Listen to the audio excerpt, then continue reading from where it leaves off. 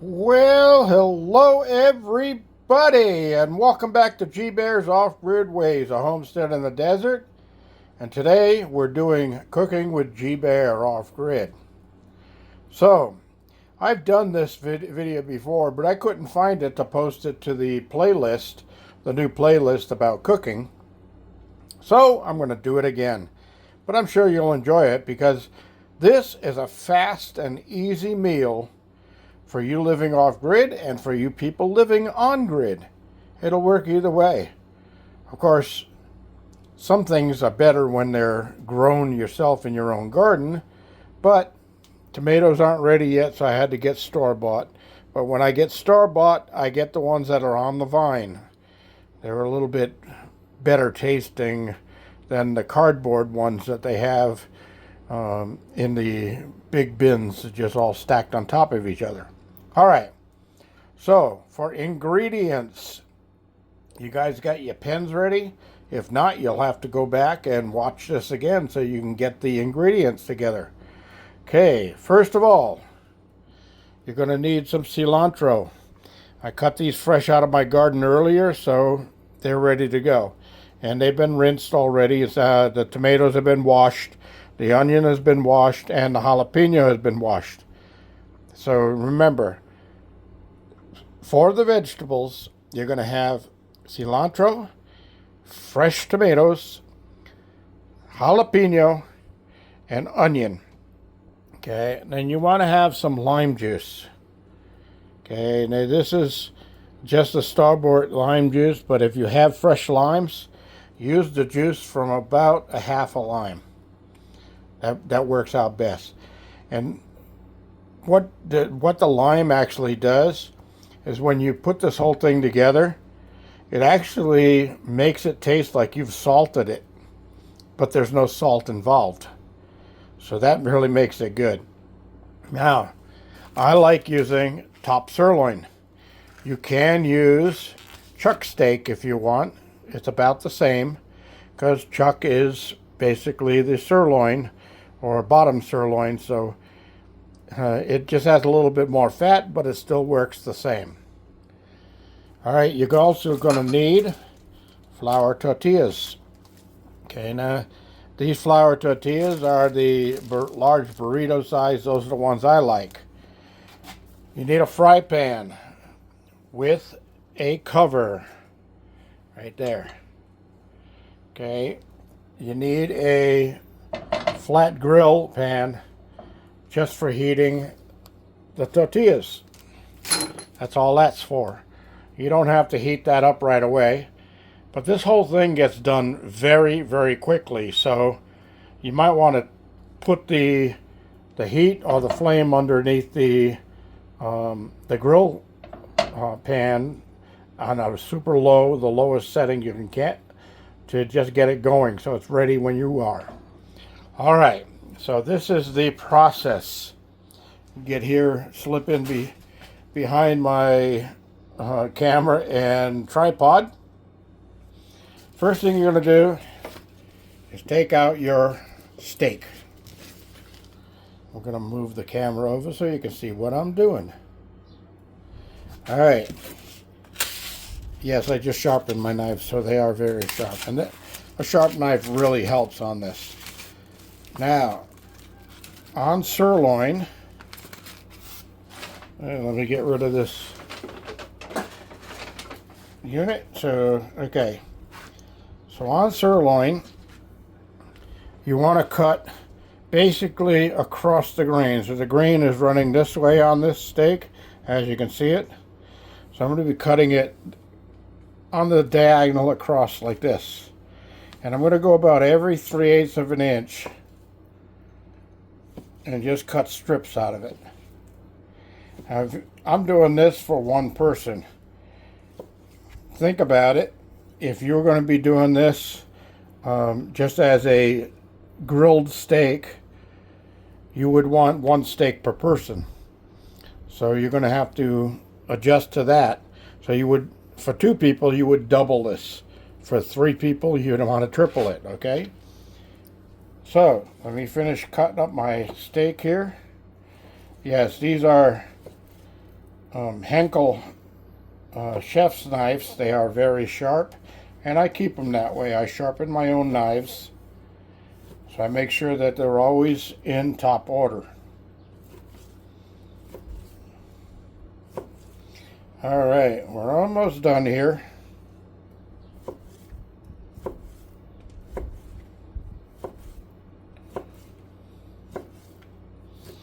All right, we got the steak all cut up. Now, we're going to switch over to the pan. We're going to take regular vegetable oil, and we're going to add just enough to cover the bottom of the pan. Just about like that. That's all you need. All right?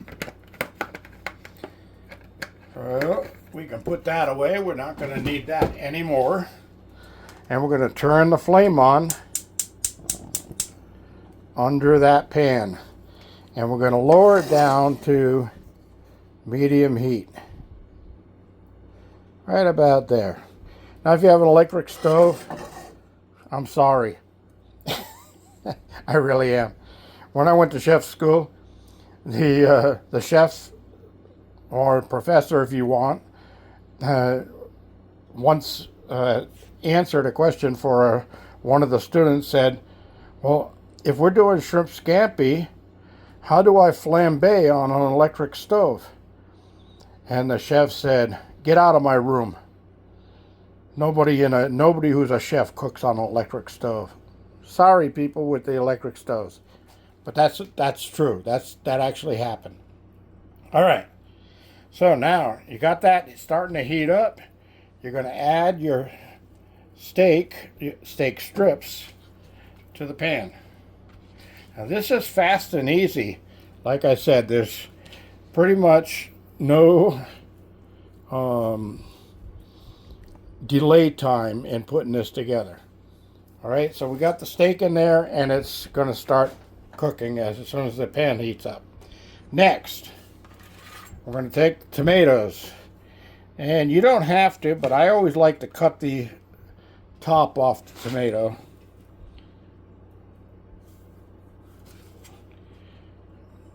Oops, I didn't go deep enough on that one. This one is overripe, so okay, so we're going to do that. We're going to get those off of there and get them out of the way. Oh, my compost pan is behind me. All right. So now we're going to cut these up. Put flat side down. It makes it easier for this. We're going to cut these up into little cubes to go in with the meat.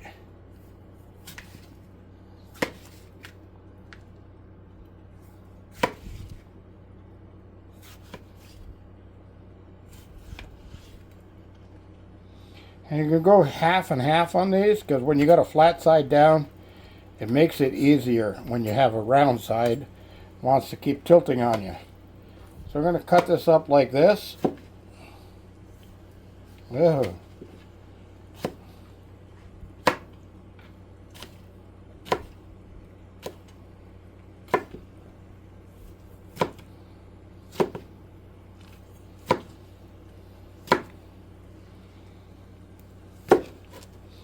And we just throw them right into the pan as soon as they're cut up.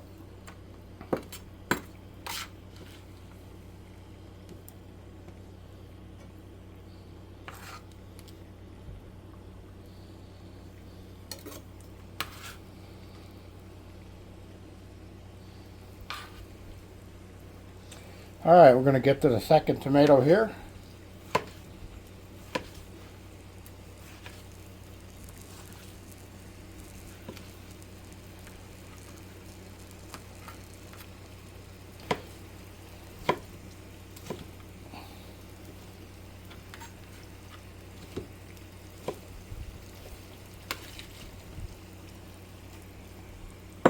And toss that into the pan also.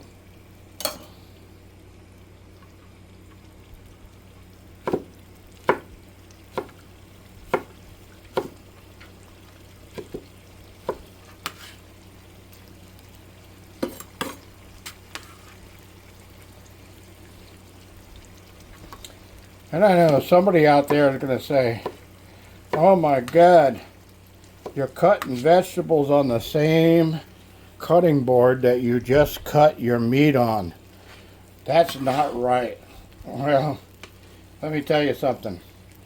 Cross-contamination doesn't have anything to do with instant cutting. That has to do with you cut meat on this board, you let it sit for 4 hours and then cut your vegetables on it. Yeah, there's a problem there. But if you're doing it all at once, trust me, you only have to wash the board once. Alright, so next, we're going to take the jalapeno pepper, cut off the top of that, and cut it in half. Alright, now, if you don't like it spicy, if you're not into spicy food, take out all of the whiter rib in there and all of the seeds. You just have to run your tip of your knife down there and just cut them out like that, okay? Take that out of there. That's the hot part. But I like mine hot, so I'm going to leave that in. Okay, so we're going to cut the jalapeno into 4s like that, and then start dicing that up into little pieces. I love the smell of jalapeno when it's getting cut. And you can always tell how hot it is if it makes your eyes water while you're doing it, like an onion. Alright, toss that in. That's getting tossed into the mix there. Next, onion. Okay, we're going to take a small onion and we're going to use almost all of it. Well, you can use all of it on this. I like onion. This little piece right here with the base on it, I save that and I replant it. And I get more onions out of it. Alright, so on the onion, a simple crisscross cut is plenty to what you want here. That's it. And then you're going to add that to the pan.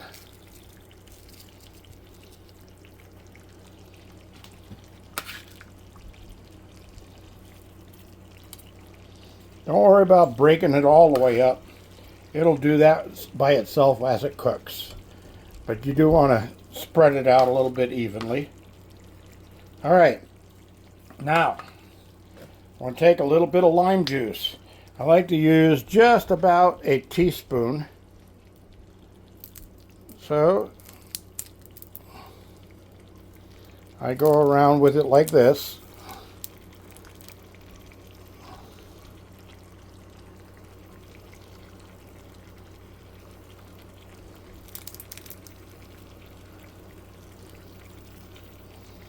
And that's it.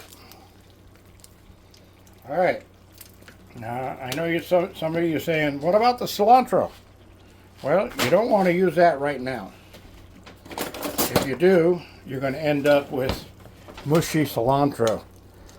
And you want the flavor of the cilantro to be into the finish of this whole thing. So, just going to stir this around a little bit. Now, you like using a wooden spoon. That's kind of traditional.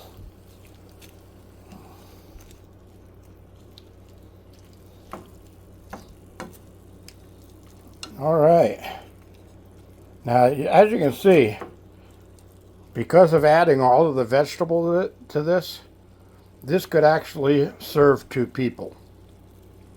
But, trust me, this stuff is so good that if you split this in half, somebody's going to be wanting to go back for more and they're not going to be happy because there isn't any. Trust me, I've been there. I cooked this for some friends down in Orange County, and the guy's wife wasn't really sure about it. She ate her first plate, came back for a second plate, and came back looking for a third plate. So make sure you make enough of this.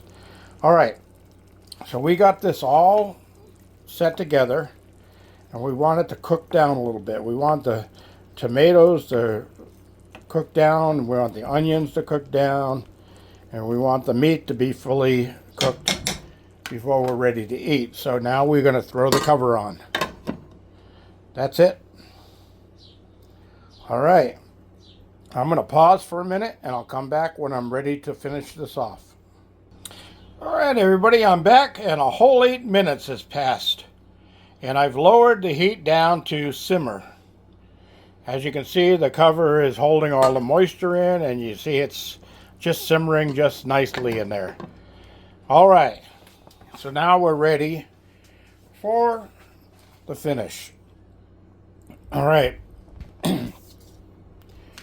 let me switch the camera over. I want to take the cilantro, which has already been rinsed and shaken dry, and we're just going to start from the top and just cut it all down into nice little flakes. Go about every 1/4 inch while you're doing this. You don't want any really super large pieces in there, but when you cut this, you'll start smelling the flavor come out, and that's what you want, because this is basically a mint, and you want that minty flavor. Now, don't throw away the stems. Go right through and cut those stems up in little pieces too. They carry a lot of flavor. All right. All right. Now, we got that all cut up and ready to go. Take the cover off. And we're going to add the cilantro over the top. Just kind of spread it out nice and even, and boy, once that starts heating up, the aroma just fills the room. It is absolutely appetizing. All right. So I got all of the cilantro in there, and I'll wash my cutting board and everything else in a little while, but I just wanted to get this done. Now, I am going to put the cover back on and shut the heat off. We don't need to cook the cilantro. It'll steam in the heat that's already in the pan. And then just before serving, we'll mix it all in. So what is this dish called? This dish is called Bistek Ranchero. And that's how you spell it right there. Bistek Ranchero. And it translates to ranch steak. Now, where did I get this recipe from? Well, years and years and years ago, I went down to an area on the eastern side of the Mexican peninsula, and I